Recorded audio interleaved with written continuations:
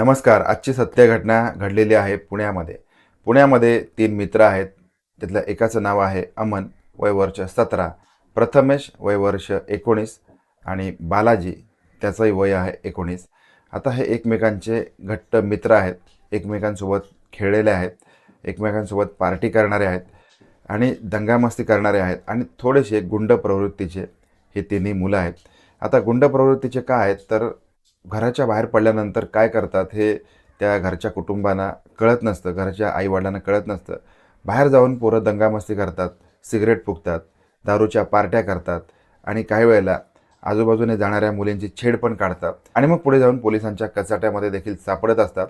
अशामधलेच हे तिन्ही मुलं आहेत.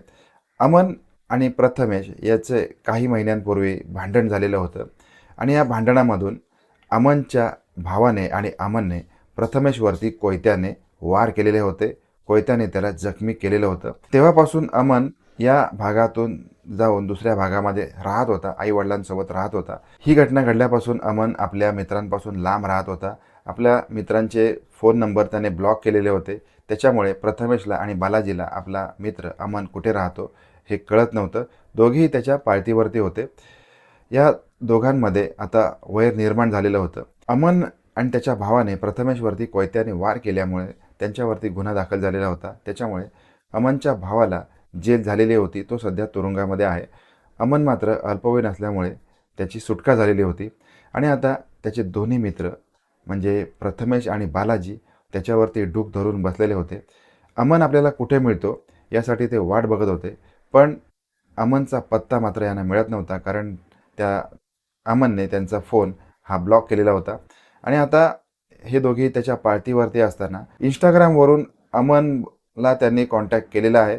एका मुलीच्या माध्यमातून अमनला संपर्क केलेला आहे आणि आता एक मुलगी आपल्याशी बोलते, त्याच्यामुळे मग अमन तिच्यासोबत त्याने चॅटिंग करायला सुरुवात केलेलं होतं.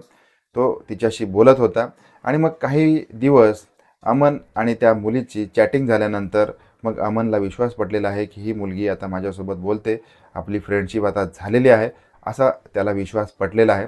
त्याच्यामुळे मग सो कॉल्ड मुलीने अमनला कात्रज या ठिकाणी भेटण्यासाठी बोलवलेलं होतं. आता ही मैत्रीण कात्रजला त्याला भेटायला आलेली आहे. त्या मुलीसोबत केलेल्या चॅटिंगमधून किंवा आपल्यासोबत ही मुलगी प्रेम करते, आपली आता चांगली मैत्रीण आहे, त्याच्यामुळे मग तो तिला कात्रजला भेटायला गेल्यानंतर मग त्याला फूस लावून खेड शिवापूर या ठिकाणी नेलं गेलं. आता त्या ठिकाणी अगोदरच प्रथमेश आणि बालाजी हे दोघेही दबा धरून बसलेले होते. मग तिथे गेल्यानंतर या सगळ्यांनी मिळून मग अमनला किडनॅप केलेला आहे आणि एका निर्जन जंगलामध्ये त्याला ते घेऊन गेलेले आहेत.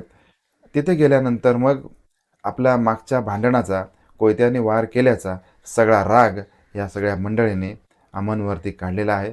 त्याच्या गळ्यावरती कट मारलेला आहे, त्याचा गळा चिरलेला आहे आणि मग त्याच्यानंतर त्याच्या तोंडावरती भला मोठा दगड टाकून त्याचा जो चेहरा आहे हा विद्रूप केलेला आहे.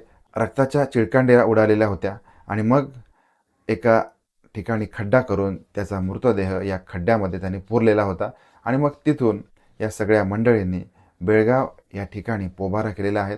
बेळगावमध्ये जाऊन हे लपून बसलेले आहेत.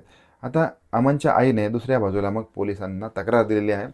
मग पोलिसांनी तांत्रिक माहितीच्या आधारे किंवा पोलिसांनी त्या आईकडून माहिती घेतलेली होती की तुमचा मुलगा आहे, हा मुलगा काय करतो, कुठे जातो, त्याचे मित्रमंडळी कोण आहेत, त्याचा आधी जुना काही वाद होता का, ह्या सगळ्या प्रश्नांच्या माध्यमातून मग पोलिसांनी या आरोपींपर्यंत पोलीस गेलेले आहेत.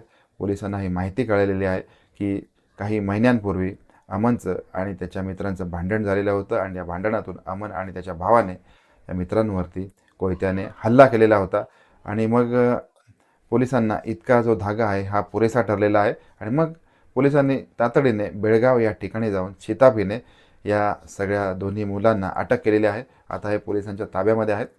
किती क्षुल्लक आणि किती छोटीशी गोष्ट असते की एखादी व्यक्ती एखाद्या छोट्या भांडणातून आपल्या सोबत असलेल्या मित्रांवरती कोयत्याने हल्ला करते आणि मग त्या रागाचा बदला अशा प्रकारे घेतला जातो, एखाद्याचा जीव घेऊन घेतला जातो.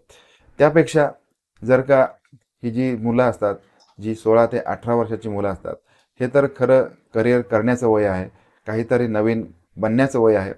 या सगळ्या गोष्टी, या सगळ्या भानगडी करण्यापेक्षा जर का याच मुलांनी आपल्या अभ्यासावरती, आपल्या करिअरवरती फोकस केलं तर मात्र या मुलांचा येणारा काळ हा उज्ज्वल असणार आहे. या मुलांच्या आयुष्यामध्ये जे पाहिजे त्या गोष्टी घडू शकतात आणि फक्त करिअरवरती फोकस केल्यामुळे या सगळ्या गोष्टी मुलांच्या बाबतीमध्ये घडू शकत असतात. पण या बाबतीमध्ये, या सत्य घटनेमध्ये जे काही घडलेलं आहे ते उलटं घडलेलं आहे आणि आता या दोन्ही कुटुंबांना त्रास भोगावा लागणार आहे. आपण भेटणार आहोत अशाच एखाद्या नवीन घटनेसह. तोपर्यंत काळजी घ्या. धन्यवाद.